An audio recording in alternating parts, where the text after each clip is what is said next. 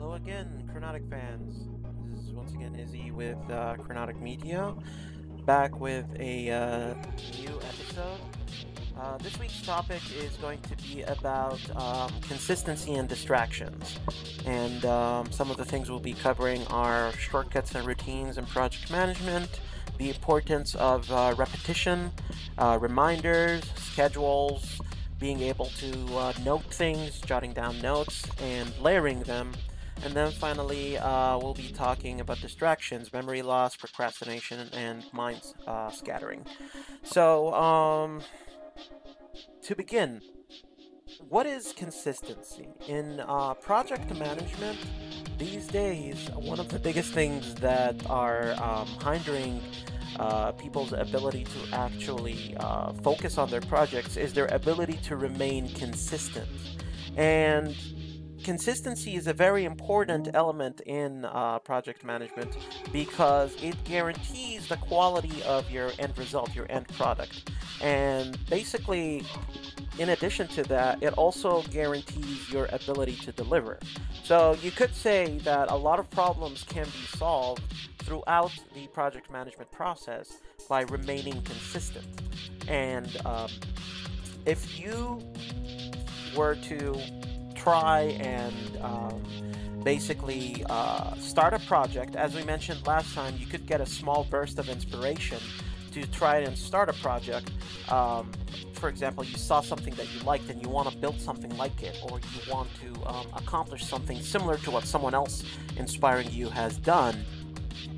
The secret to being able to do that is consistency. And a lot of the time, if you have a short burst of inspiration to start something, and then you feel the dullness of getting ahead of yourself, or the dullness of things complicating as you continue to add brick by brick to your project, consistency is what can carry you on all the way to the end. Now, how do you achieve consistency? Both throughout the project itself, as you construct it, as you build it, and consistency for your product or consistency for your intended result. Well, there's a couple of tips and tricks for that, and I like to basically rely on these in order to remain consistent, in order to remain as dedicated to my projects as possible. One of them is being able to draft out shortcuts and routines. So the way you do things, I would say that it's very, very important to be pragmatic and realistic rather than ideal when it comes to your project. You start off, let's talk again about that short burst of inspiration. You start off at the beginning with a short, very, I would say, energetic feeling or surge of desire to want to do something similar to something your eyes covet or your eyes manage to pick up on. For example, again, I always love to use cosplay because it's one of my favorite passions, basically, my favorite hobby as well. You see a cosplay that someone did that is really advanced, something with like a lot of details in it, and you want to do something similar. Now, remember we talked last episode about research, so make sure you have that already finished. In order to be able to actually finish as they have finished, you have to remain consistent. And one of the important things that you need to do in order to remain consistent is to teach yourself about pragmatism and realism. In other words, being practical, being realistic. It's not a bad thing. You know what's actually bad? Broken dreams. Dreams that involve a lot of ideals, a fantasy world where everything that you had hoped to construct is already there. It's finished. It's okay to fantasize about it, but you can't keep yourself stuck in that dream forever because you need to remain asleep in order to do that. Realism is the process of waking yourself up from fantasy in order to get closer to something that you can actually touch, something tangible. Now, the thing that you can touch, your tangible goal, should it match what you actually had in your mind? And the answer, with full confidence from me, is no, definitely not. What you end up with should not always match what you had in mind. You would be the greatest project manager on the planet if you've managed to achieve 100% of everything that you fantasized about. But I can promise you, there is absolutely no human being on the planet nowadays, with how complicated reality has gotten, that can achieve 100% of their goals and dreams 100% of the time, 100% of their fantasy. So those details at some point become a burden. And instead, what you need to actually focus on is the big picture. You're trying to achieve something. In order to achieve that, you might need to cut edges, to cut around the corners a little bit, and to settle a little bit for some of the things that you've already accomplished, as well as some of the things that you feel that you can accomplish, but do not encapsulate your full goal. And one form of being able to do that is through shortcuts and routines. Basically, a form of pragmatism and realism when it comes to personal project management, being able to manage yourself for your own projects, is being able to use less effort. Now, a little bit of my background. I'm an electric engineer, master's degree in electrical engineering from UCF, and I basically noticed that one of the biggest things that engineers rely on, it's kind of a, you could say a butting heads thing with mathematicians, is that we approximate in order to achieve. Mathematicians hate that. So engineers, they don't really like to remain, in closed form, as we call it. They like to approximate and use numeric solutions, numeric answers, pi is equal to 3, things like that, basically, in order to be able to achieve what mathematicians sometimes cannot achieve through closed form, accurate, symbolic representation of their theories. One form of that in calculus is integration. Numeric solutions for integrations, all sorts of integrals exist that do not exist in closed form unless you do some heavy transforming or some roundabout way of doing things. But even then, you're not guaranteed results in closed form. So instead, in order to achieve the number, which is what you want, you can use a numeric method, which is what engineers are more fond of. So that sort of mentality is what drives me to present shortcuts and routines to you as an important option for being able to finish your work on time. And when I say on time, it doesn't have to be a certain deadline that was given to you, because if you're managing yourself, you yourself should have an estimate or be able to imagine when exactly you can finish something. So in order to be able to do that, I would say you have to always conserve some energy. Not physical energy, but mental energy. The more you conserve mental energy while you're finishing bits and pieces of your project, the more energy you'll have later to see the project all the way to the end. So it's very important to remember that you will always have a limit. You will have a natural limit to how much your brain can handle in terms of being able to start and finish smaller tasks that are part of your project. And one way to be able to manage that is through shortcuts. Looking for shortcuts is not always a bad thing. It can help you continue to see another day in your project when you're struggling to find the inspiration for it. So my advice in general, and that has been always the topic that we've been trying to tackle, is how can you deliver even when you don't have the energy or motivation to deliver? This is one of them. Now, should you do this with other people on the line? Absolutely not. Shortcuts are not a good thing when it's something that could affect someone else. But when it's for yourself, there is a reasonable amount of space for shortcuts and being able to cut edges and corners in order to achieve your goals. Routines. Routines are basically an important form of repetition where you would find a heuristic or good practice to follow in order to be able to do something tedious or mundane in a consistent fashion. Remember, today we are talking about consistency. So routines are basically, you can jot them down, you can write down a list of steps. They're an algorithm, a pseudocode. Basically, any form of repetition through steps is a routine that will help you not exert too much mental brain power in order to be able to finish your projects. So it's very important to build as many routines as possible that involve constructing your bricks for your project. As an example, in my coding projects, a lot of the time I build file databases or sometimes use a database in order to populate something that I'm doing for a game. Let's say an RPG, for example. A good routine there is to start with a template or draft of a particular object with a bunch of properties, and I would finish one for, let's say, a character, for example, a villain or something, or a henchman, some monster that you're fighting in an RPG. You can use your first monster as a routine, as a template, to fill out all the properties, and then you can start building from there for other monsters with different graphics, different properties, higher health, higher levels. That sort of routine is very, very important because it allows you to flesh out your project and expand it without exerting too much pressure on yourself. So that's the importance of shortcuts and routines. Routines are a subsection of repetition. Repetition is an important part of project management as well. So being able to repeat your work, to be able to copy-paste something that you finished over and over in order to construct different parts of it with modifications, of course, is also an important skill in general. And routines represent an example of that, and you could consider repetition as a shortcut for your entire project. Now, of course, you still want to maintain a good level of quality, so make sure whatever you're repeating is not like, carbon copied or too small, that isn't fleshed out properly. So make sure you put some effort into it before you start copying.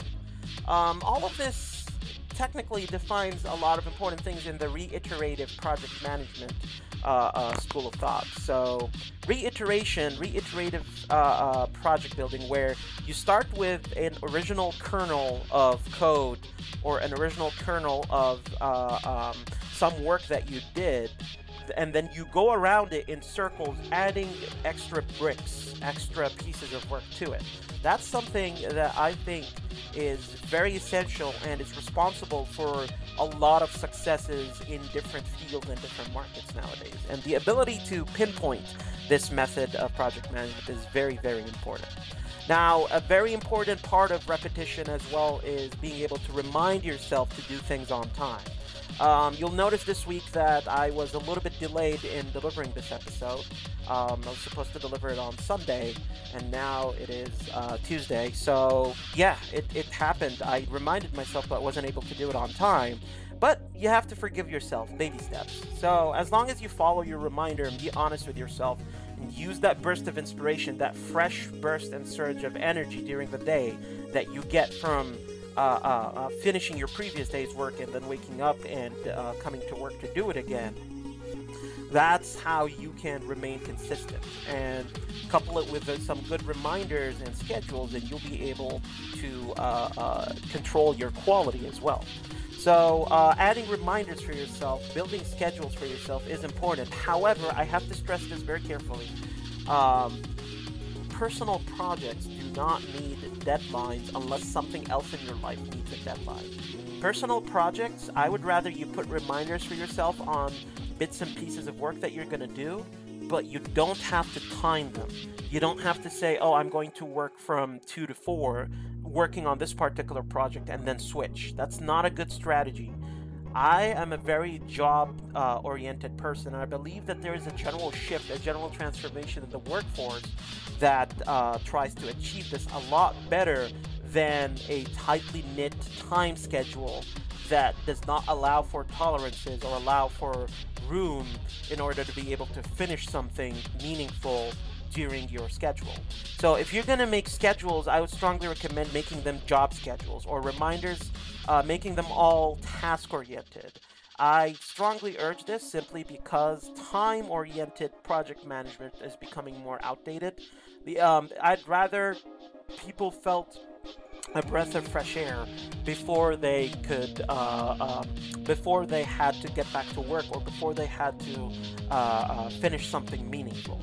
But if you add the pressure of having to finish on time, your quality can drop, and you could rely on shortcuts and routines too much to the point where you could actually compromise the quality of your end result, your end product.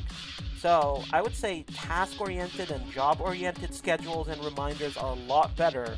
They're a lot more meaningful, and They can allow for a lot more, I would say, innovation and a lot more done, a lot more accomplished than time-based reminders and schedules. If you add a reminder for yourself, you could definitely set a time for it, but don't restrict yourself to an end point for that time. So you could put a reminder that, for example, on a certain day of the week, you're going to work on something and finish it, but you don't have to put an hour-based reminder in that day that you have to switch projects. You could use reminders to manage your personal life, like appointments, for example. That definitely is something you have to use time with because, as I mentioned before, it affects others. But if it's for your personal management and you want to actually be able to finish something, then I strongly recommend that you don't use time-based reminders for your own personal work and instead use job reminders and job schedules. Basically, job-oriented time management or job-oriented scheduling to do it. Next point that we're covering today is noting, and actually this particular recording is a result of noting. So noting is an important thing in order to be able to write down make up some good reminders and schedules. If you note the things that you want to do, you can start with broad strokes and then start dissecting them into subpoints. So bullet journals are really good, and I strongly recommend bullet journals. Using a bullet journal in order to note things properly is very, very important because it allows you to start with some broad strokes, start with a large title of what you want to do today, and break it down into points that you want to cover, things that you want to achieve later on. Now, this episode was based off of that. I actually started with consistency and distractions, and I started covering them, and I noted them down. And then I started breaking down each point into what I wanted to talk about, what I wanted to improvise and say. Now, if you want something to be super detailed, I would recommend 3 levels of noting, or 3 layers. Layering is a very important of how you note your bullets. So, starting with a broad stroke, followed by your subpoints, followed by the details for each one. So, start with a title, then add some bullets to that title, and then under each bullet you can add a small description of what you want to say. Voila, you have something, or what you want to do. You have now something a lot more easier to deal with rather than improvising the whole thing from scratch from your brain like I did last episode. So yeah, that's basically how to cover consistency. Let's move on to the second half of today's topic, which is distractions. Now, I noted that distractions, there are things like memory loss, procrastination, and mind scattering. Basically, one of the reasons that we struggle today to achieve our own goals and to achieve our own projects is memory loss. Sometimes you just flat out forget that you were working on something, which is why a good work environment is important for that. Surrounding yourself with people who can remind you of what you're doing is an option. Now, you don't always need it because, remember, these people are not depending on you to do something. If it's a job, I don't think memory loss is a choice here because you're probably going to get fired. But if it's your personal project, then I would say friends are a good resource who can remind you to continue working on something.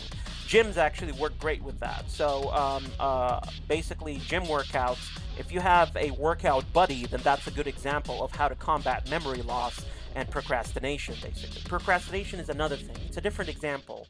You remember what you want to do, but you don't feel like doing it. You don't feel like motivated enough to go and do it. I'll just do it tomorrow. And I suffered from that. This episode came out late because of that. So, a good way to combat that is the other stuff that we talked about before. Shortcuts, routines, repetitions, reminders. Putting enough of those can definitely overcome your procrastination.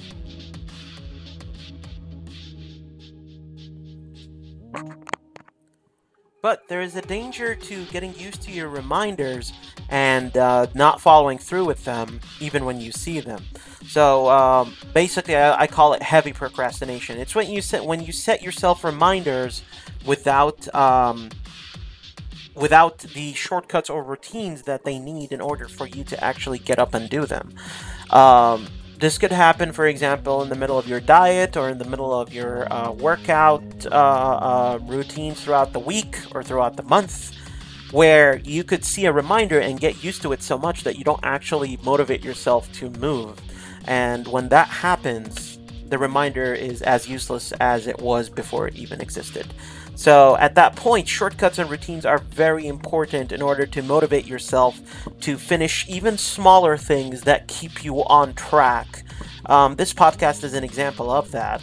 We just hit a setback where we ran out of disk space because of how long it was going, and right now I'm going to invoke a shortcut and try to wrap this up properly. This was the final point in our podcast for today. So let's review quickly. Consistency and distractions, those are two very important aspects affecting personal project management. To maintain consistency, you need to rely on shortcuts, routines, and repetition in general. Add reminders to and schedules to yourself. Make sure they're job-oriented, not always time-oriented. Unless you're getting paid for them, then you're definitely time-oriented. And adding different layers to your notes, jotting down notes in order to be able to add consistency and maintain it. 3 layers are good, starting with titles and then bullet points, and finally details, small details for your bullet points. And getting a bullet journal is really good for that. And then we talked about distractions, memory loss, procrastination, and mind scattering. All of these are things that could force you to stop working on your project at some point in the future. So in order to overcome them, make sure you use the previous tricks to maintain consistency. They help fight memory loss, procrastination, and scattering. That's it from us. Weekend updates. We have a book called Solving the Millennial Puzzle that's going to be coming out, so we will be incorporating it into this podcast in the near future. Cons Against Our Sanity, we have a giveaway happening. Make sure you watch our new Kronotiq live TV live stream on our channel in order to catch the clues that are given from 4 to 8 p.m. Campaign Wars is a strategy game that we're working on, and we will start giving you updates in a separate developer blog for that. So if you want to see or hear the progress on that game and how it's going, I would say give it a listen. That's it from Kronotiq. Thank you very much for listening, and we will catch you guys next week. Have a good one.